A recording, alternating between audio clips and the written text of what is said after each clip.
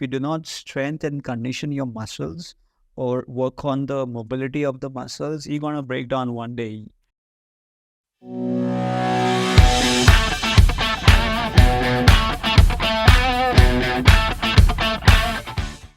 Welcome back to another electrifying episode of Above FitCast powered by Easier Health Now, Education Now, Pay Later. Join us as we explore the captivating realm of endurance running, from diverse terrain training to conquering epic challenges and even the unexpected secrets of ultra racing. This episode is a goldmine for runners and fitness enthusiasts alike. Lace up your shoes and let's hit the track. Coming to, as you've told me that you are an ultra runner along with a trail runner, and also you've tried recently a beach run. So how does the training for all those three terrains differ, and how do you cope up with them? Yeah, so let's agree that, not every event need to be your best, okay? Now, you could always treat an event as a training run as well, right? So you need not train, okay, I have a beach, for example, for the beach ultra, I've never run on the sand. And in Bangalore, there is no sand, right? So I took that as a training run. So let's experience and see, right? What's it like running on the sand? So I just trained for the distance, whatever I had to train for, and the hydration. That's it. And I just went with open mind to learn how it was gonna feel, running that beach ultra for the first time, and it went well. When it comes to running in sand, the surface is uneven, and you need grip. When it comes to running on sand, you tend to run towards the shore, kind of where the sand could be tough. It's not very smooth or loose, and that's how you mark your route, and keep on doing that. I remember it was a 5-kilometer loop, and this was a 50-kilometer run. And of course, post 7 a.m. it is hot like crazy. Run started at 6 a.m. but after 7 a.m. we were just struggling with hydration. We were pouring water on our heads just to keep it cool. So it is difficult. It's a different experience, and you have to take it easy. Just treat your runs as training runs, and you can target the next event as as your event where you want to push. But just you could use the other events as well as training runs and a learning platform. Right, rightly said. Okay, so talking about the long distance runs, have you faced any challenges? Well, because sometimes it might happen that we were prepared for that long distance, but still we face some challenges. So have you ever faced any long distance challenges? And if yes, how did you overcome them and still perform the best, or to the point that you expected yourself to be? Yes, so you may be a good runner, but it always the D-day when the event day when you are going to perform, and right from eating what you're eating in the night till the time you go to sleep, get up, answer your nature's call, have your routine warm up till you reach the event. There could be numerous challenges that you can come across, which you do not come across during your training, runs, right? So I think one such thing happened when we started exploring events outside the country. So the recent one in Thailand, that's a UTMB race. It's an ultimate trail race that everyone should go to if they have the love for trail running.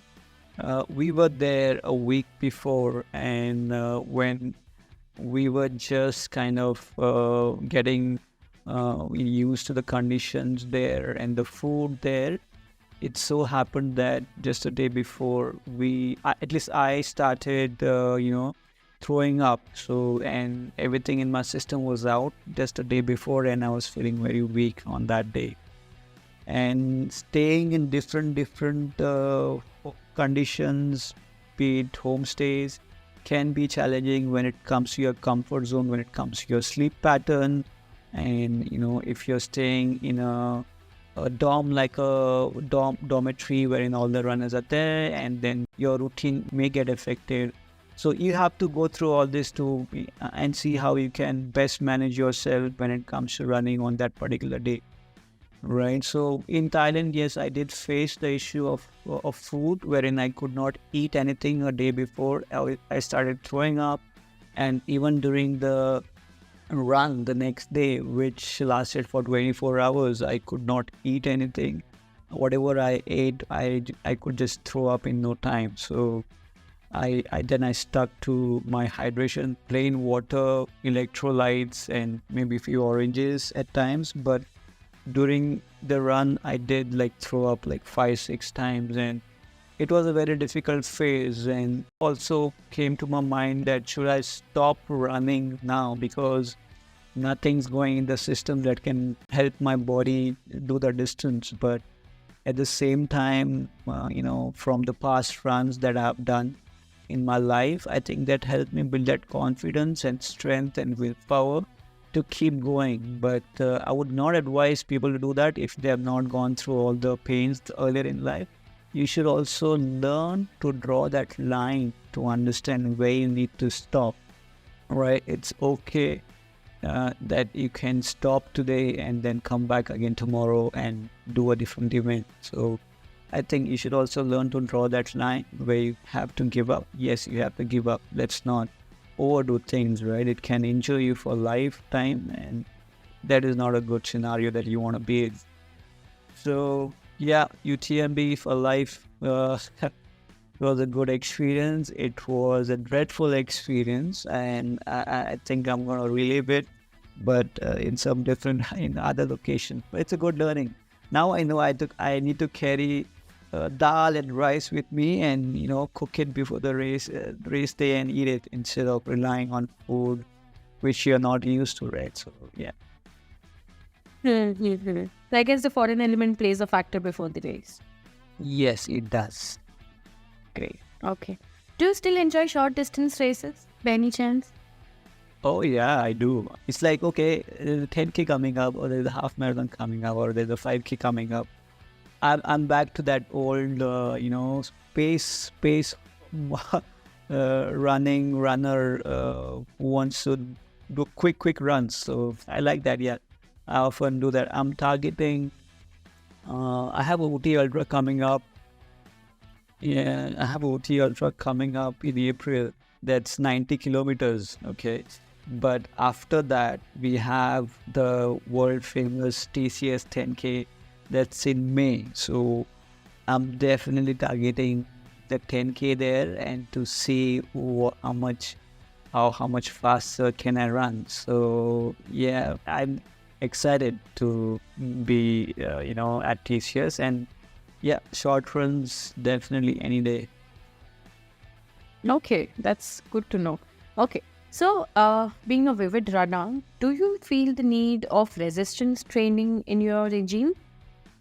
Oh yeah, definitely. Strength training is all about resistance training, body weight training, weight training. All these are like your strength building blocks for definitely ultra running and also shorter runs. So if you do not strengthen and condition your muscles or work on the mobility of the muscles, you're gonna break down one day.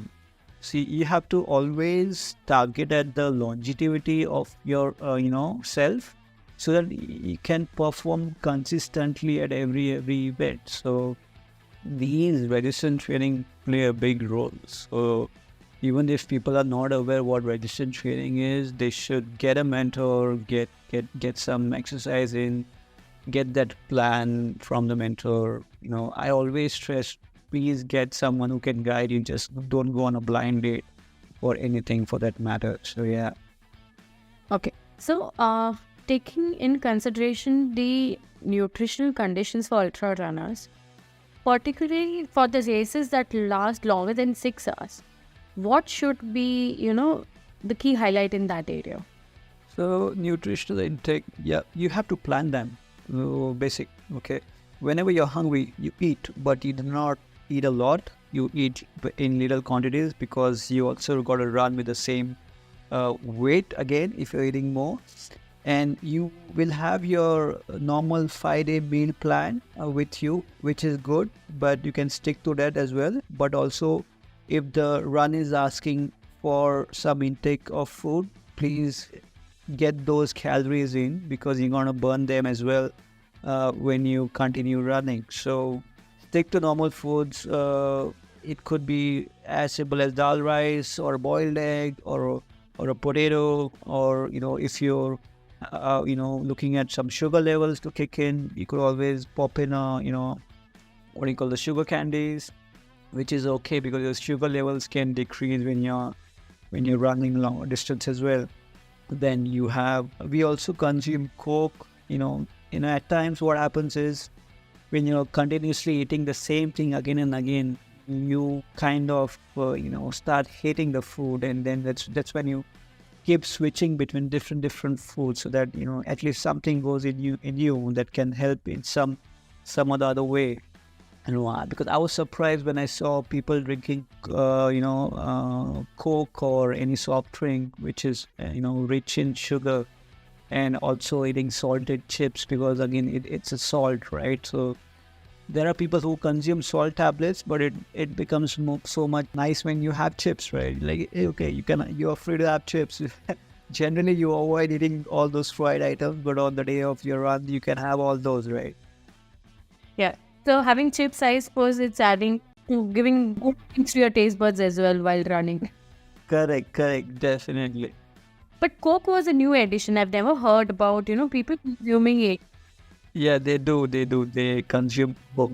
Because gels, energy bars, or, electrolytes is what we always, hear from people. That is what we require while long distance. But Coke, that's a new thing to us, I suppose. Yeah, so gels and energy bars definitely will work. So I've seen the kind of variations people have when it comes to food intake. I suppose it's because you get bored by eating. You can't just keep eating gels for 100 kilometers, right?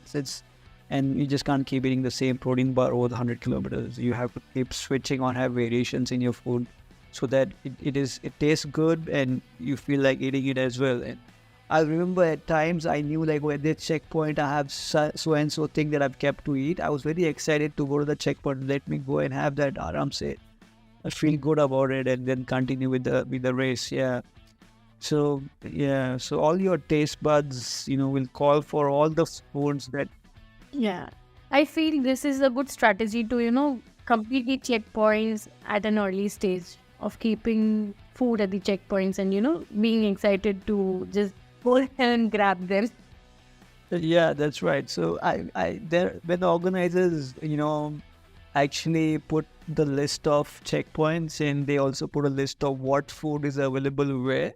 I think that is a good trigger, for runners to, okay, at this checkpoint we're gonna have this, we're gonna have soup, we're gonna have something good that's being cooked there. So yeah, they look forward to it. Yeah, right. As we tie the laces of our running shoes and take a moment to catch our breath after this exhilarating episode, keep in mind that the journey to fitness excellence is illuminated by knowledge. But before you hit pause, take a moment to hit the subscribe button and turn on the notifications.